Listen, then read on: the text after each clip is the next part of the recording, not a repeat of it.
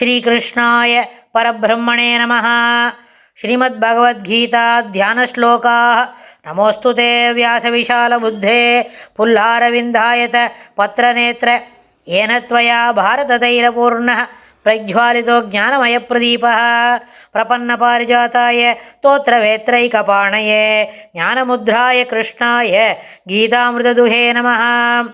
सर्वोपनिषदो गावो दोक्ता गोपालनन्दनः पार्थो वत्सत्सुधीर्भोक्ता दुक्तं गीतामृतं महत्.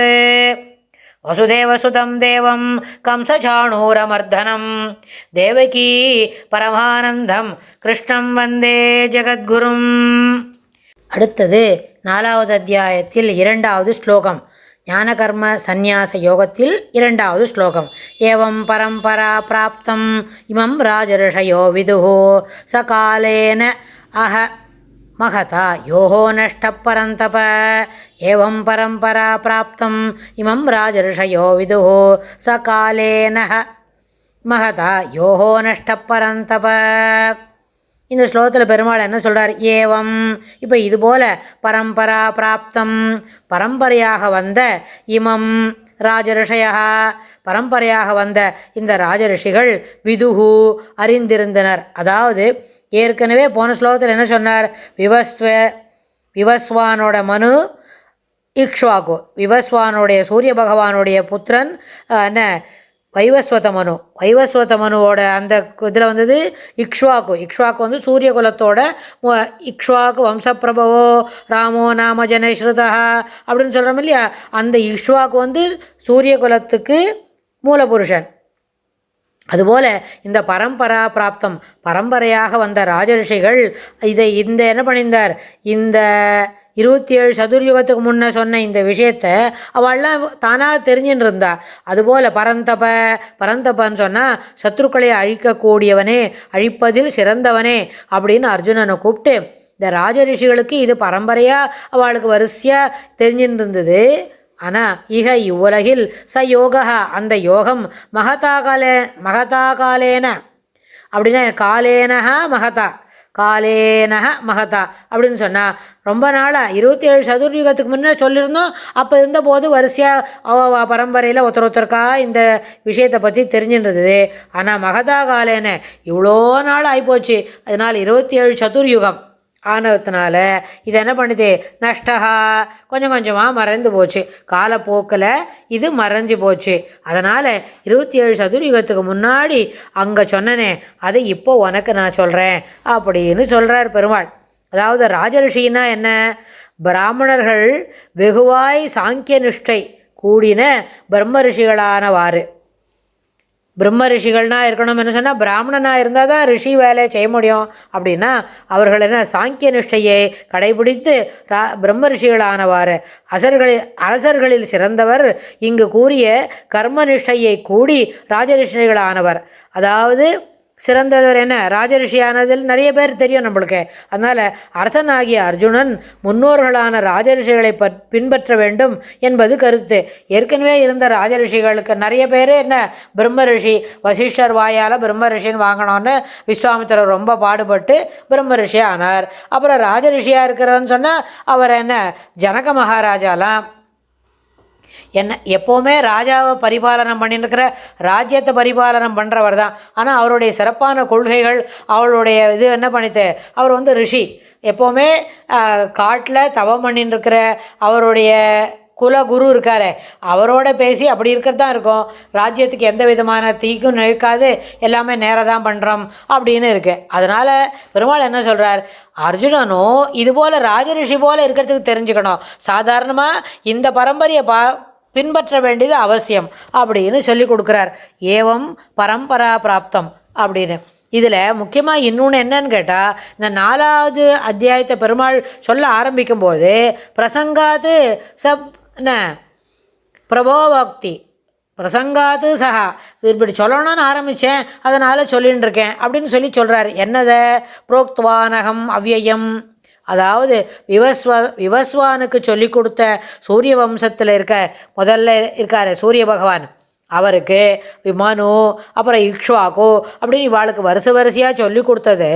அதை எப்படி பண்ணிட்டுருக்கேன்னா, இப்போ உங்கள்கிட்ட சொல்லும்போது பிரசங்காது என்னமோ ஆரம்பித்தேன், அது வந்துடுத்து, வாய் வரைக்கும் வந்துடுத்து சொல்லணும் அப்படின்னு நம்ம சாதாரணமாக பேசுகிறோம் இல்லையா, இதை வந்துடுத்து பாரு, இதை கேள அப்படின்னா, அதுபோல் அர்ஜுனனுக்கும் இதை சொல்லி கொடுக்குறாரு. என்ன பிரபாவோக்தி, அது அப்படியே சொல்ல வருது, சொல்லிவிட்டேன். கர்மணா அகர்மதா, கர்மத்துக்குள்ளே ஞானம்தான் சிறந்தது, ஞானத்துக்குள்ளே கர்மம் நிச்சயமாக உண்டு. எப்படின்னு கேட்டால், இப்போ நம்ம பெருமாள் கோயிலுக்கு போகிறோம், தெள்ளீசிங்கரை பிரதட்சணம் பண்ணுறோம். தெள்ளீசிங்கரை பிரதட்சணம் பண்ணுறதுக்கு என்ன காரணம்? ஒன்றும் இல்லை, சாதாரணமாக வந்துட்டு கோயிலுக்கு வந்திருக்கோம், ஒரு 8 பிரதட்சணம் பண்ணலாம், 12 பிரதட்சணம் பண்ணலாம், இல்லை 4வது பண்ணலாம் அப்படின்னு நினைக்கிறோம். அப்படி நினைக்கும் பொழுது கால் மட்டும் நடக்கிறது, மனசு என்ன பண்ணணும்? கால் பிரதட்சணத்தை, பெரிய பிரதட்சணத்தை சுற்றி வருது, இப்படி போயிட்டு துவஜஸ்தம்பம் வரைக்கும் போய் இப்படி சுற்றி இந்த பக்கம் போய் அப்படி வரோன்னு வைங்கும்போலேன், அது கால் நடக்கிறது, அது மோட்டார் ஆக்டிவிட்டி தான், ஒன்றும் பிரச்சனை இல்லை. நிறைய கூட்டம் இருக்கும், பெருமாளை செய்கிறதுக்கு நிறைய பேர் இருப்பா, இருந்தாலும் அதை தாண்டிக்கிட்டு முதல்ல நடந்து போகிறோம். அப்படி நடக்கச்சே இந்த பெருமாள் இப்படி சாயங்காலம் 5:30 மணிக்கு சேவிக்கிறோமே, பிரதட்சணம் பண்ணுறோமே, இந்த பெருமாள் எப்படி ஒரு க்ஷணத்தில் எல்லாத்தையும் சரி பண்ணார்? நரசிம்மர் சுவாமிக்கு என்ன கிடையாது, அவருக்கு நாளைக்கு பண்ணுறேன் அப்புறம் பண்ணுறேன் இல்லை. பெருமாள்ன நிஜமான ஒரு ரெக்வஸ்ட்டு, தேவைகளை நிச்சயமாக பெருமாளுடைய திருவடி வாரத்தில் சமர்ப்பித்தா அந்த எண்ணத்தை அவர் என்ன பண்ணுவார்?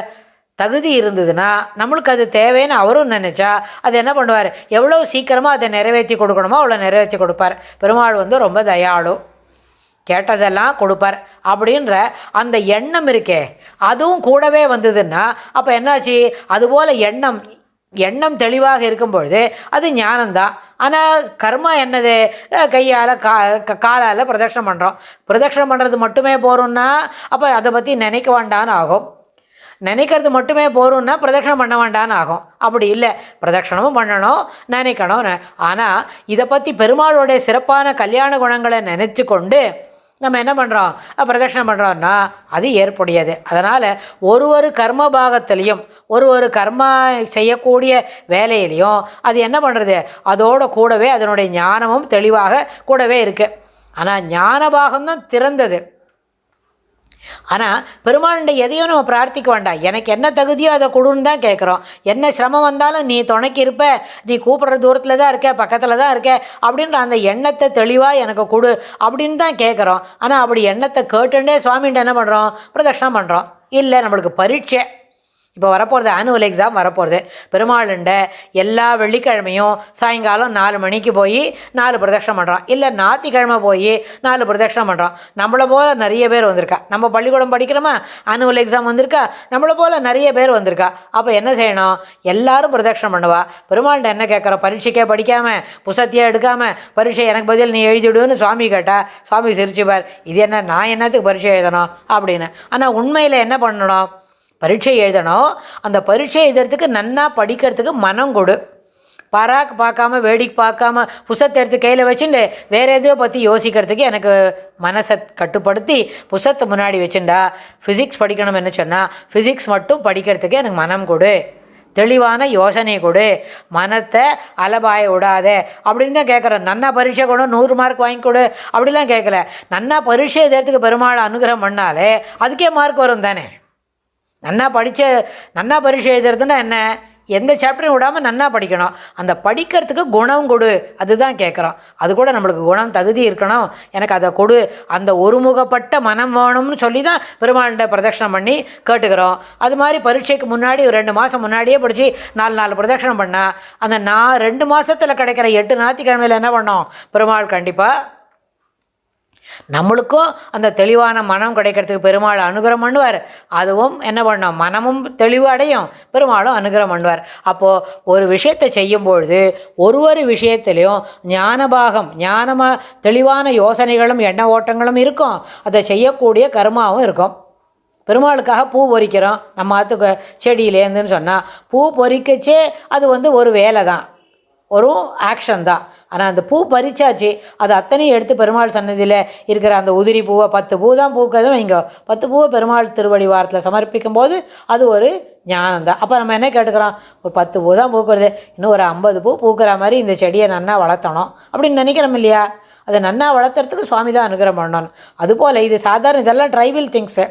அதாவது எல்லா விஷயத்திலும் ஒரு கர்மபாகம் உண்டு, ஒரு ஞானபாகம் உண்டு, ரெண்டுமே உண்டு. கர்மா இல்லாமல் ஒரு ஞானம் மட்டும் இருக்காது, ஞானம் மட்டும் இருந்துட்டு அதில் கர்மாவே இருக்காது. அப்படி உண்டான்னு தெரியவே தெரியாது. ஒரு துணியெல்லாம் துவைச்சி பளபளன்னு இருக்கணும்னா துவைக்கும் போதே என்ன நினைப்போம், இதில் இருக்கிற அழுக்கெல்லாம் வேணும், பழைய வாசனை எல்லாம் போட்டு துணி வந்து நல்லா பளபளன்னு துவைச்சி வளர்த்தணும் அப்படின்னு நினச்சா, துணி துவைக்கிறது வந்து ஒரு வேலை, ஃபிசிக்கல் ஒர்க்கு அப்படின்னு சொன்னால் அதில் இருக்கிற அழுக்கெல்லாம் போய் நல்லா பளிச்சுன்னு துவைக்கணும்னு நினைக்கிறோமே, அந்த ஞானம் ஏற்புடையது. அதுவும் உண்டு. அதனால் ஞானம்தான் எல்லாவற்றிலும் விசேஷம். சொல்லுமா ஏனோதானான்னு ஒரு ஃபிசிக்கல் ஒர்க் பண்ணுறதை காட்டிலும் அதில் ஒரு சிறப்பான எண்ணத்தை புகுத்தி அதுபோல் செய்ய வேண்டியது ரொம்ப அவசியம் அப்படின்னு என்ன சர்வ கர்மாக்கிலும் பார்த்த எல்லா கர்மாவிலும் ஞானமே சிறந்தது அப்படின்னு இந்த அத்தியாயத்தில் சொல்லி கொடுக்குறார். மேலும் மேலும் சிறப்பான கருத்துக்கள் அடுத்த ஸ்லோகத்தில் பெருமாள் நம்மளுக்கு காட்டி தருவார். அதில் என்னன்னு நம்ம பார்த்து தெரிஞ்சுக்கலாம். ஸ்ரீகிருஷ்ணாய துப்யம் நமஹ.